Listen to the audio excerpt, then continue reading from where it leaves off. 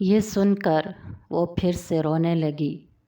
حضرت موسیٰ نے اسے تسلی دیتے ہوئے فرمایا کہ اس میں بھی ضرور اللہ کی کوئی حکمت ہے، تم صبر کرو، یہ اللہ کی دین ہے۔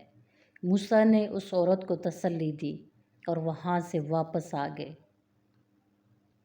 اب اس بات کو کافی عرصہ گزر گیا تھا۔ ایک روز ایسا ہوا کہ ایک بزرگ کا گزر اس عورت کے گھر کے پاس سے ہوا جو کہ بھوکا تھا اور روٹی کا سوال کر رہا تھا۔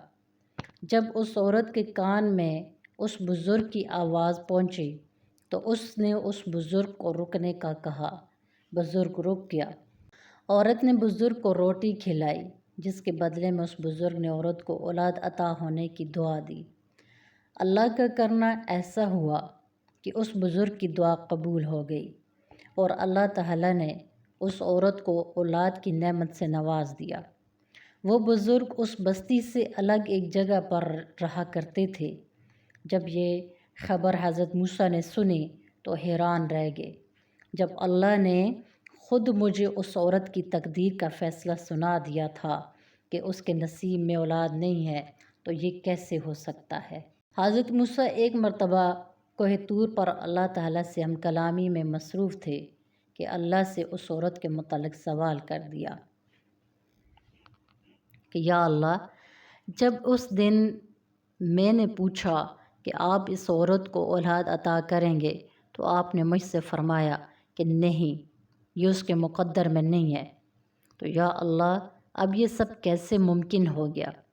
یہ سن کر اللہ تعالیٰ نے موسیٰ علیہ السلام سے ایک شرط رکھ دی اور فرمانے لگے، ہے موسیٰ، جاؤ اور میرے سامنے پلیٹ میں انسان کا گوشت پیش کرو، میں اس کے بعد اس سوال کا جواب دوں گا۔ حضرت موسیٰ علیہ السلام اللہ کا حکم بجا لانے کی غرض سے کوہ طور سے بستی کی جانب واپس پلٹے اور اپنے ہاتھ میں پلیٹ اور چھری لی اور بستی والوں کو مخاطب کر کے اللہ کا حکم سنا دیا۔ بستی کے لوگ اللہ کی اس فرمائش پر بہت حیران ہوئے اور خوفزدہ تھے کہ کیسے کوئی ہم میں سے اپنے جسم کا گوشت کاٹ کر دے۔ ان میں سے کوئی بھی آپ کی بات نہ مانا۔ حضرت موسیٰ علیہ السلام ہر ممکن کوشش کرنے کے بعد ہاتھ میں خالی پلیٹ لیے کوہ طور کی طرف چلے گئے۔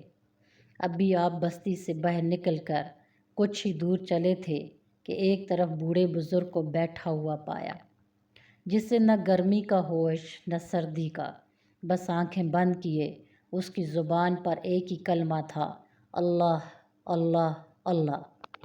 وہ بزرگ آسمان کی طرف اپنا چہرہ اٹھائے بس اللہ کو پکارتا جا رہا تھا۔